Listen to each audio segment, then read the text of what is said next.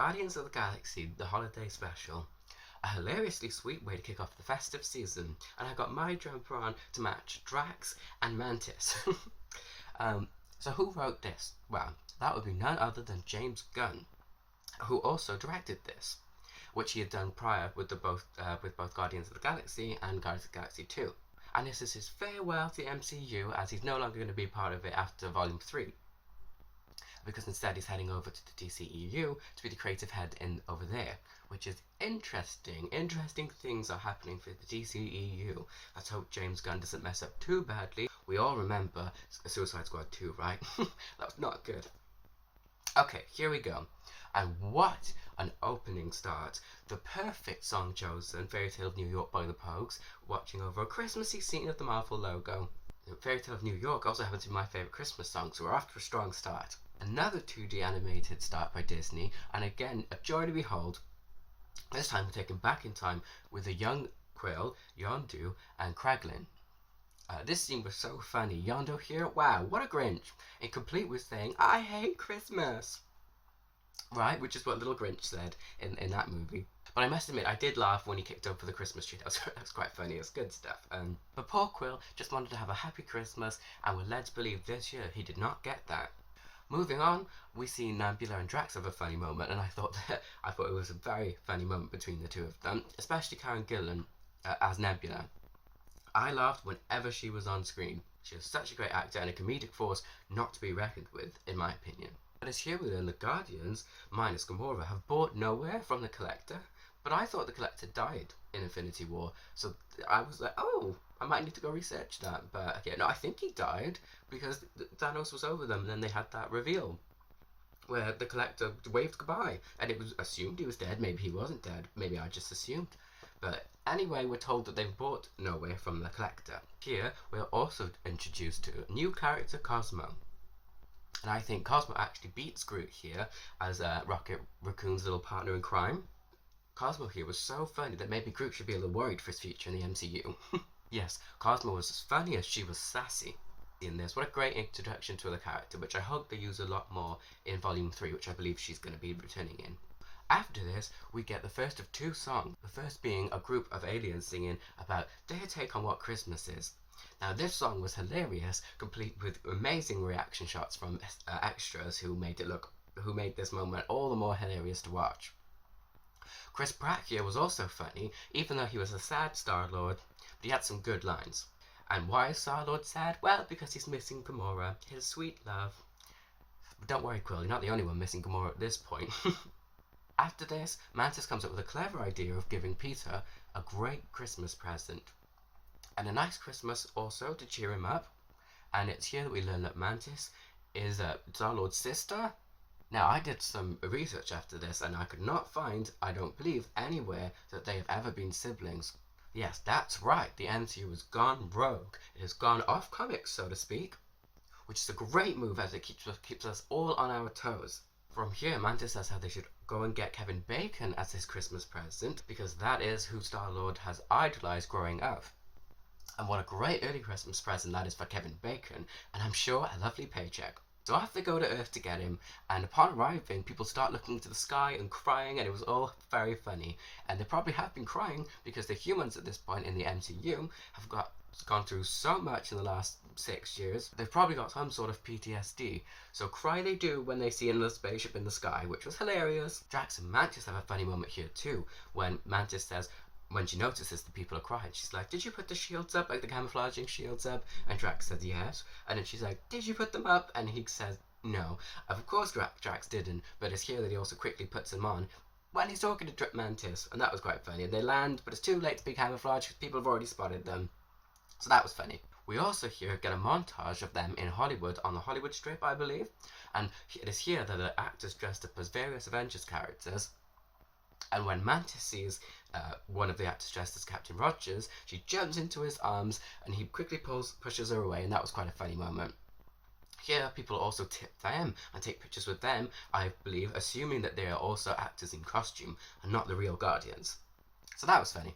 Shortly after, a party scene featuring Flula Borg, no less. we see the two drunk and down on their luck, having failed to find Kevin Bacon. But the two are in luck as the lady overhears this, and then she offers them a map, which I believe is like, the map of where the Hollywood stars live. So the lady gives them a map, but the lady asks money for them, but Mantis does not accept that, instead uses her powers to make the lady give her the map for free. It's also here, she quickly follows that up by robbing the lady, asking her to give her all of her money. So that was funny. It was a great Guardians of the Galaxy moment. They do live in that grey area. Most of them are criminals or thieves, so it was nice to see this grey area. Moving on, our two heroes find Kevin Bacon's house and are denied entry at the door thanks to Drax. But as here, mid-sentence, Mantis is thrown over the gate, which was very funny, and she tells him off for that. She says, "Why did you throw me mid-sentence?" And that was really funny. Then Drax jumps over the gate, and the two take for themselves Kevin Bacon's Christmas decorations. Drax picks up an elf and calls it a funny little man, and Mantis tells him off for that, saying, "You don't just take stuff," and she hilariously follows that up by taking a candy cane for herself. That was really funny. She says one thing and does the other. Love it. After breaking into the house, Kevin runs away and calls the police. But Mantis and Drax do eventually catch up to Kevin Bacon. Alas, Kevin Bacon did not escape. Drax flips a car whilst also being shot at, and he enjoys this, laughing. When did Drax become bulletproof? Did I miss something? Maybe I did, but I'm sure he was never bulletproof before. Mantis here also gets an upgrade because she becomes suddenly a very good street fighter, which I like to see, whilst also using her powers, which is nice.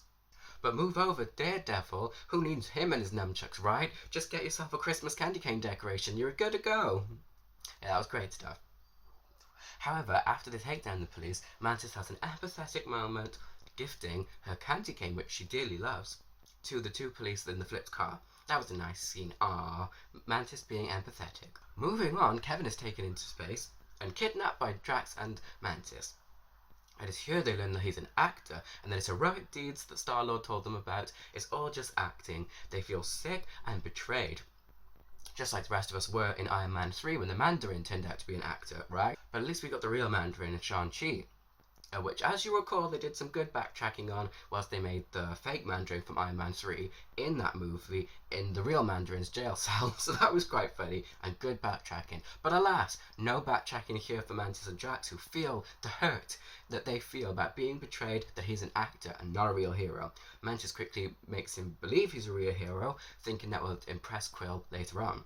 Also here, Kevin Bacon says that, "Hello, I'm Batman" line, which I did laugh at, but how is the MCU getting away with this? How is Kevin Feige doing this? It's not enough these days. The MCU has to copy the DCEU storylines and do a better job of it, but now they make a joke out of Batman's infamous line.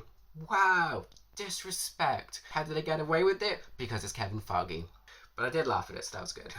Okay, so after this, the Guardians are back in nowhere, and they team up to create a Christmas Winter Wonderland scene for Quill, complete with magic lights and snow. Ah, very magical, all good stuff hitting you right in the feels. Anyway, Quill is actually not okay with his gift of Kevin and insists to Kevin that he is going to be taken home and reassures him he will be fine. It's also here he asks, whose idea was this? And in a hysterical joke, Mantis says it's all Drax's idea mostly, which is completely funny because it was all Mantis' idea. So I did laugh at that. It was my type of humour. Really good stuff. And very Guardians of the Galaxy feeling. From here, Kevin is on the ship ready to go home, and he has a heart-to-heart with Kraglin, who reveals to Kevin that he has been Star-Lord's hero growing up, and that's the reason Star-Lord is a hero, because of Kevin. He then has a phone call home and says he's going to be coming home late.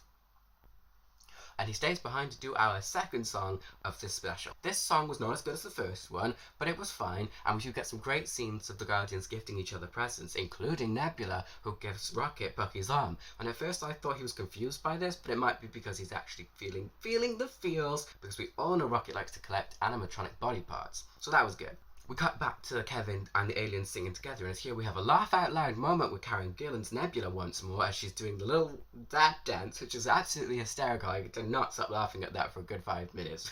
God, she is such a good comedic actor, and I really hope that she's used more in Guardians of the Galaxy Volume 3. Great stuff, really enjoyed that. Also, Groot's little gifts he got everybody, which was like depicting what we just watched in a wooden carving, I thought that was very sweet, including the one Kraglin gets for himself laughing. But that was all quite funny. It was like, how did Groot know? It was great. The song ends and Kevin goes back to Earth, and then Peter and Mantis have a heart-to-heart where she reveals that she is his sister and that Ego is their shared father. And this scene was so sweet and so touching. They got a little teary-eyed, it was lovely, and it was a much-needed close bond for Star-Lord after his acting father Yondu died in the second Guardians film, and Gamora, the OG Gamora, she died in Endgame. It was a nice thing for Quill to have once more, another real strong connection, a family one, back in his life again. And he says that that's the greatest Christmas present he could ever get. It was another cute little moment, which I really enjoyed. And that's it. Overall, I really enjoyed this. It's a great way to kick off the festive season. I'm going to give it a 9 out of 10 for me, but I'm taking 1 point off of that hideous Groot. What happened to Groot? Maybe he's in a weird, growing stage. That awkward stage where you all get when you grow up. He looked not good. Did not like that. Less of that, please, and instead, more of Gamora, please, because her presence in the group is getting noticed. I wish that they would find a way to bring her back quicker. I think that the team really isn't the same without Gamora, and I do miss her, and I hope she comes back in Volume 3. Okay, that was my review. I hope you liked it, and I'll see you in the next video. Goodbye!